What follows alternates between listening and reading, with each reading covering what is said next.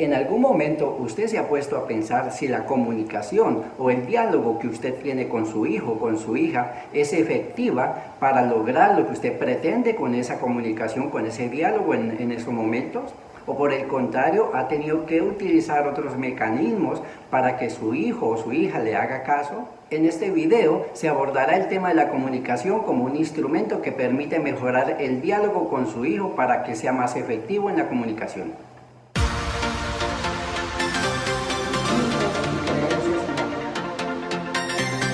El mundo como se ve. Hola, el tema de la comunicación con los hijos no es un invento ni de la psicología, ni de la antropología, ni de la sociología, ni nada por el estilo. Por el contrario, estas ciencias pretenden dar respuesta a aquellas situaciones que cada vez son más conflictivas y más complejas en la vida cotidiana de los padres y de la sociedad en general. La comunicación con los hijos no debe de ser vista exclusivamente como un intercambio de palabras, donde nosotros como padres decimos y los hijos obedecen. Gran parte de estas comunicaciones ocurren en vacío, es decir, decimos, los hijos dicen, contestamos y muchas veces lo que hemos planteado en la comunicación no se cumple. Esto ocurre porque cuando estamos hablando, nuestro cerebro está internamente dialogando con él mismo. Mantenemos ese cerebro en un constante diálogo interno, en un parloteo, en un ruido que no deja escuchar. Imagínese que usted está en la calle conversando con alguien y de repente pasan carros, pasan motos, gente hablando y no dejan la comunicación que fluya libremente. Ese ruido es igual al que hacemos nosotros internamente. La comunicación se pierde porque ese ruido no nos deja escuchar al otro. Importante mantener el cerebro en stand-by, quieto, tranquilo, póngale stop para que esa comunicación pueda fluir de manera más comprensible entre las partes. Recuerde que el hijo irá aprendiendo en la medida que usted también le va dando esas pautas de escucha, y los hijos irán aprendiendo también ese sistema, esa forma de comunicación. Recuerde que las palabras están cargadas de emociones y sentimientos, y para nosotros como padres esas emociones y sentimientos se han ido acumulando con el paso del tiempo, dándole sentido y significado a lo que queremos expresar, a las palabras que queremos transmitir. De modo que esas expresiones que nosotros hacemos con nuestros hijos están cargadas de esas emociones y sentimientos que no son los mismos emociones y sentimientos de los hijos. Por ello, es importante en la comunicación tener esas claridades y que esas cargas emocionales no influyan en esa comunicación. Lo otro importante es que muchas veces lo que nosotros decimos no es lo mismo que la otra persona está captando. En este caso, nuestros hijos. Recuerde que ellos apenas están en un proceso de construcción de esos significados, de esos elementos que le significan al niño dentro de las palabras. Pero recuerde que también esas palabras se van cargando de emociones y esas emociones obedecen a esa misma relación que establecemos con ellos. Entonces las palabras que en un momento le puede significar algo, pero que están cargadas de esas emociones, luego pueden ser interpretadas de manera diferente por esas cargas. Hay ocasiones en que nuestros hijos nos van a hablar y tenemos la sospecha de que lo que nos van a decir es una mentira o nos van a engañar. Esto ocurre porque nosotros tenemos una percepción de los hijos anticipada y en nuestra mente de cosas que ya nos han dicho, y sobre ese registro lo vamos a evaluar, lo vamos a juzgar. Igualmente los niños van comenzando a construir esa concepción nuestra de cuándo se nos puede mentir y cuándo se nos puede engañar. Igualmente los niños también van construyendo un sistema de creencias de que nos pueden mentir y nos pueden engañar. Ese es un tema que luego lo abordaré. Por ahora me centraré en la dinámica del padre. Le propongo una cosa. Cuando escuchemos a nuestros hijos, hagámoslo en términos desprejuiciados. Hagámoslo en términos de que este niño que nos va a hablar es la primera vez que nos va a hablar. Estamos desprevenidos, no estamos prejuiciando, ni estamos prejuzgando al niño. Simple y llanamente hagamos ese ejercicio de escucha a ver qué tal nos va.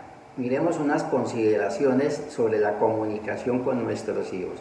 La primera consideración es que hemos perdido la validez y la legitimidad de la palabra.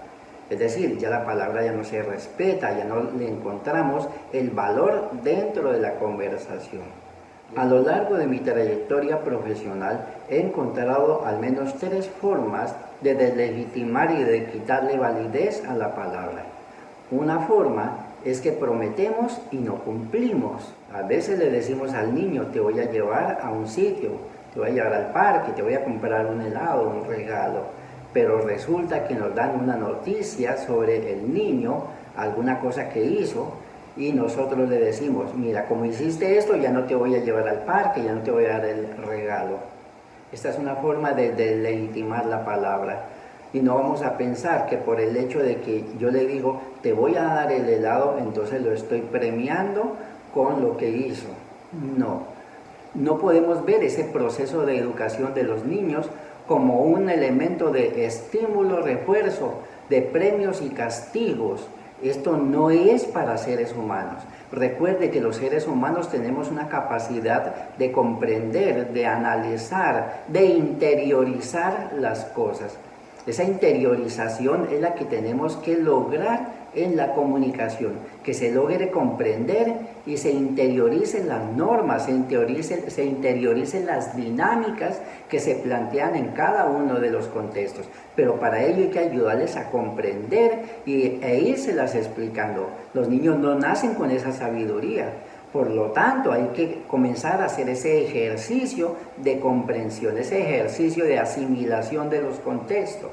Una segunda manera de deslegitimar la palabra, de restarle validez a la palabra, es cuando engañamos al niño. Y lo podemos hacer de muchas maneras, con un condicional.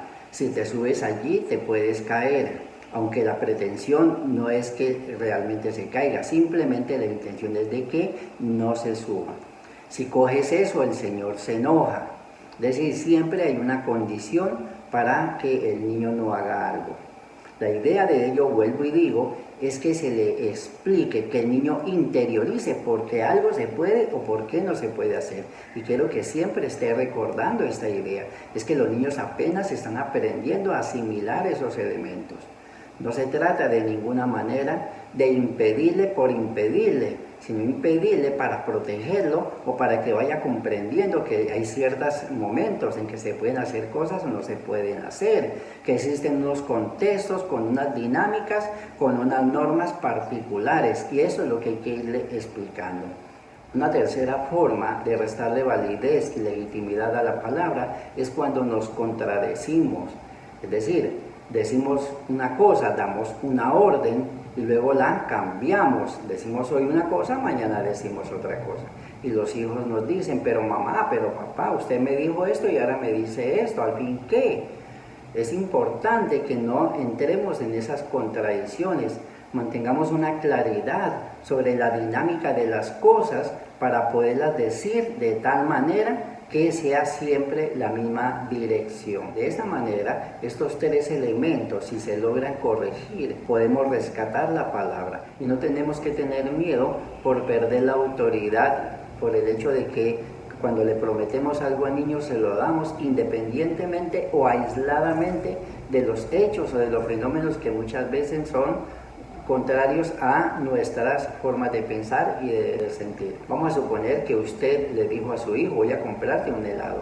Ahorita que vaya por ti te compro un helado. Pero resulta que llegaste y te pusieron una queja del niño. No tienes que decirle, entonces como te prometieron, ya no te voy a dar el helado porque mira lo que hiciste. Vuelvo y digo, esto no es de premios y castigos, ni de estímulos, ni de refuerzos con estas cosas. Lo que pretendemos con el niño es que entienda que la palabra se respeta. Hijo, te voy a comprar el helado, pero en el momento en que se esté dialogando hay que decirle, mira, yo te prometí un helado y te lo voy a dar porque la palabra se respeta. De esta misma manera, cuando los hijos hacen algo, hay que pedirles que respeten la palabra. Hay que comenzarles a inculcar esa intención de respeto por la palabra. Hijo, tú cometiste esta falta, ¿qué vas a hacer? Ayudarle a que él comprenda que hay que corregir. hijo, tienes que corregir esta situación, prométeme que no vas a volverlo a hacer. Y el niño se compromete con la palabra, pero porque le hemos enseñado a respetar la palabra. Otra consideración importante en la comunicación con los hijos es que existen al menos 4 maneras recurrentes de comunicarnos con ellos y que en la cotidianidad muy seguramente lo estamos llevando. La primera es que negamos el discurso del niño. El niño puede tener razón sobre algo y cuando nos lo dice, lo primero que a veces hacemos es decirle, no lo haga así, hágalo como le dije y punto. No lo haga de esa manera, o no lo escuchamos simplemente. El niño nos está diciendo, papá, pero mira tal cosa, mamá, pero mira tal cosa. Y le estamos insistiendo en que lo haga de la manera como le estamos diciendo. O también cuando el niño dice algo, estamos conversando con alguien, y el niño nos dice algo, le decimos, cállese, que eso no es así. ¿Sí? Cállese, que estamos hablando aquí entre adultos. Esa es una manera de negarle el discurso del niño. Otra manera recurrente en la cotidianidad nuestra con relación a nuestros hijos es que cuando estamos con alguien deslegitimamos al niño, le quitamos el valor del niño, es decir, la esencia como es él se lo quitamos. Vuelvo y digo, esto es un proceso en el que los niños van comprendiendo ciertas dinámicas y van comprendiendo ciertas reglas, ciertas normas en cada uno de los contextos en que él participa. Él va a entender el contexto del adulto y asimismo va a tomar distancia o no, dependiendo de lo que esté sucediendo, de lo que él vaya entendiendo, si puede o no puede participar. Pero lo más conveniente es que dejemos participar a los niños en las conversaciones, no lo deslegitimemos, no le quitemos ese valor de niño y no le quitemos esa esencia de lo que es el niño, de las formas como se manifiesta. Lo que hay que ayudarles es a entender esa esencia y entenderla uno para ayudar que esa misma esencia se ubique en los contextos. Otra manera recurrente en nuestra cotidianidad y que involucra a nuestros hijos es que le imponemos la autoridad. Ojo con lo que estoy diciendo, imponemos la autoridad. No, la autoridad hay que ayudársela a que la construya. En ese sentido, el niño tiene que ir comprendiendo, vuelvo y digo, todos los contextos y las formas de intervención de él, lo que se le permite en ciertos momentos, en la medida de que se le legitima como niño, se le legitima su palabra. Pero también es cierto, es que la autoridad como tal no es una imposición, es un atributo que se va construyendo y el niño va reconociendo la autoridad. En la medida que vamos mostrando coherencia, vamos mostrando esa argumentación es lógica de las cosas, sin imponerlas, el niño las va interiorizando, las va comprendiendo y las va asimilando y va entendiendo que él tiene ciertos límites de comprensión y que esa autoridad tiene otros alcances, y es que esa autoridad que tiene otros alcances, el niño lo va a ver como una autoridad a la que hay que aprenderle, a la que hay que aceptarle. Estos elementos son necesarios para que el niño vaya ganando esos espacios de manera sana en unos contextos. Y de esa manera vamos adquiriendo hijos sanos en estos contextos violentos como se nos presentan. Otra manera muy recurrente que aparece en nuestros diálogos con nuestros hijos y que seguramente intervienen de manera negativa en una buena relación de comunicación con ellos es que utilizamos el interrogatorio con mucha frecuencia. Pareciera que fuéramos policías en un interrogatorio. ¿Qué vas a hacer? ¿Para dónde vas? ¿Con quién estás? ¿Qué estás haciendo? Por supuesto que no estoy intentando aquí de decir que no se debe hacer. Este interrogatorio generalmente ocurre con niños mucho más grandecitos, niños de 13, 14 años, incluso de 15, que ya no son tan niños, pero utilizamos el interrogatorio. Como ya hay un poquito más de libertad, los niños ya quieren salir, ya quieren hacer otras cosas muy independientes de nosotros, se están liberando. Y entonces ahí comienzan ciertos miedos y comenzamos a preguntar, ¿para dónde vas? ¿Qué estás haciendo? ¿Con quién vas a ir? ¿Cuándo vas a venir? ¿Quién es ese? ¿Qué está haciendo? Este tipo de interrogatorios los niños se sienten incómodos. Y vuelvo y digo, ese tipo de interrogatorios se puede eliminar si comprendemos a nuestros hijos y empezamos a entenderlos. Hay un mito que siempre se nos ha dicho a nosotros, o siempre lo replicamos, y es que nuestros hijos son unos adentro y otros afuera, que nosotros no conocemos a nuestros hijos. Eso sí es cierto, no lo conocemos y no nos hemos dado la tarea a conocerlos, porque si lo conociéramos, eso de adentro y afuera no sería cierto. El niño sería el mismo. Lo que pasa es que si dentro de la casa mantiene reprimido, no se le da la palabra, no tiene legitimidad, su discurso no es válido, lo vivimos engañando, le vivimos mintiendo, pues claro que adentro tiene que someterse a esas normas que están allí, pero afuera va a querer ser él. Si en la casa se le permite ser él, muy seguramente ese mismo comportamiento será igual en cualquier lado. Todos los seres humanos, esa es nuestra pretensión, no querer ser uno aquí y otro en otra parte. Si somos auténticos, somos el mismo en todas partes. Y esa es nuestra intencionalidad con nuestros hijos, ayudarles a ser auténticos, para que en esa medida no tenga que ser otro afuera y ya podemos entender quién es él, afuera o adentro. Y nuestro interrogatorio ya no va a ser ese mismo, ya se le puede preguntar únicamente, mira, ¿dónde vas por si te necesito? O incluso a veces el niño ya ni lo va a hacer, mamá, voy a estar en tal parte, papá, voy a estar en tal parte por si me necesitan. Por supuesto que hay que establecerle ciertos límites a los hijos, en la medida de que hay situaciones que todavía ellos no manejan y que ellos todavía no comprenden. Es desde ese lugar es que hay que ayudarles estableciéndoles límites inicialmente, pero irselos explicando para que él vaya comprendiendo las situaciones. Interiorizar la norma, comprender los contextos, es la base fundamental de todo esto.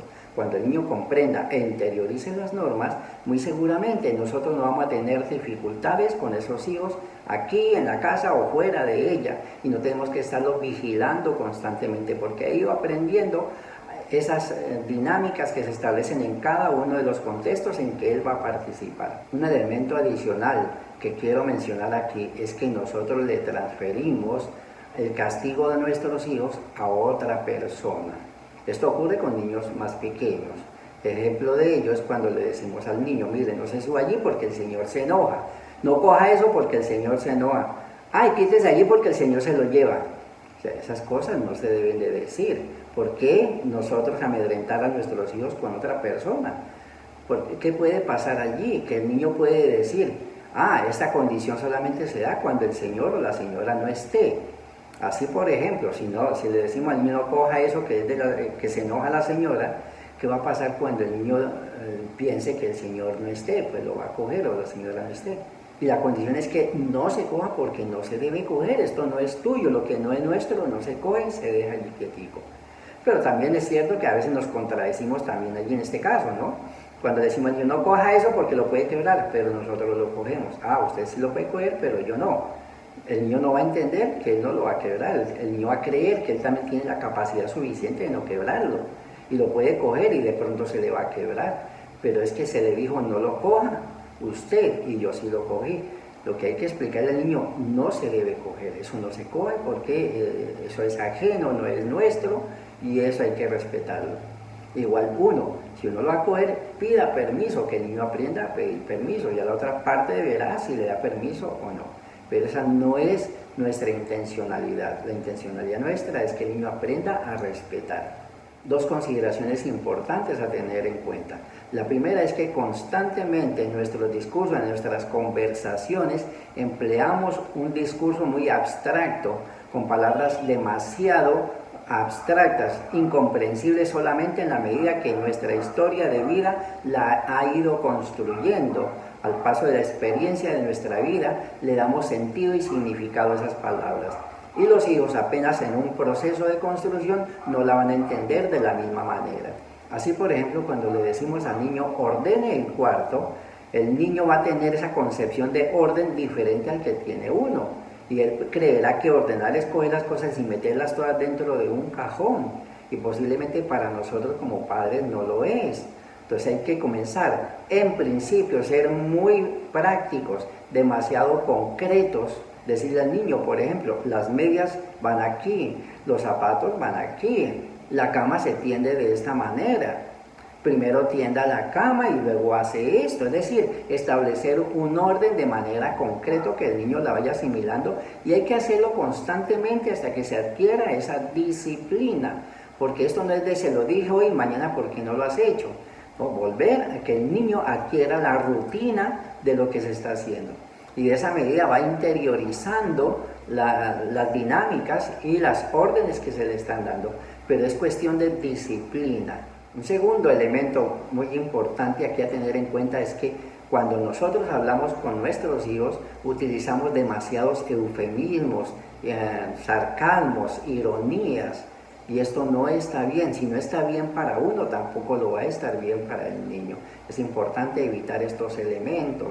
Todo esto que se ha mencionado aquí no es un elemento acabado. Por supuesto que es una construcción que se debe continuar. Y esto apenas es una base, unos elementos de inicio para que ustedes lo introduzcan en su cotidianidad y lo vayan amoldando de acuerdo a su forma de ser, de acuerdo a su forma de sentir. Los invito a que le den like a este video, suscríbanse para que reciban notificaciones de mis próximos videos sobre esta temática y acuérdense de hacer sus comentarios.